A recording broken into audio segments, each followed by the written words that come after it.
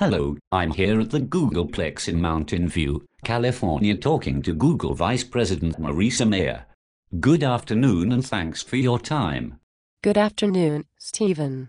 Happy to take your questions. Fire away. Okay.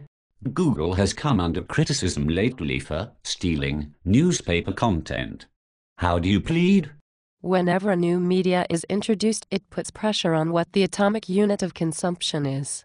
So when you look, for example, at iTunes, it really moved at what people thought of buying, from an album to a song. If you look at what YouTube did, it went from people saying it always has to be a full-length movie or a full-length show to it could be a clip of content only a few minutes long. Basically, each time you have a new media, it changes the overall format. And what we've seen on the internet is that people want to consume news in new and different ways. They don't want to start at a front page or a home page and work their way exclusively through one newspaper on all the different topics. So in your view, what do they want?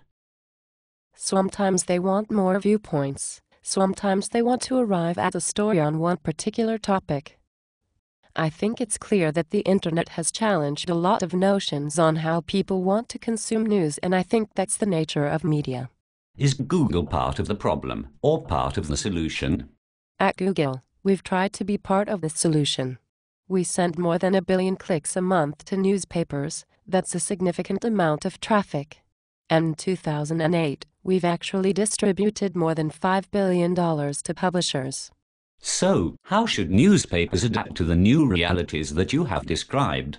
I really think that news and the format of news online needs much more innovation and much more experimentation. The approach, let's just take whatever appeared in the print paper and put it on a web page, doesn't work. If we take what's great about the web, the linking structure, the lack of confinement in terms of the overall information that can be made available, how people interact on the web, how the fact that it needs to be much more interactive and guiding in terms of navigation. When you pull in some of those web fundamentals, you end up with a product that will look different than news online is today. Are you saying we don't understand how news works on the web? The original approach of how to put news online was the obvious thing to do.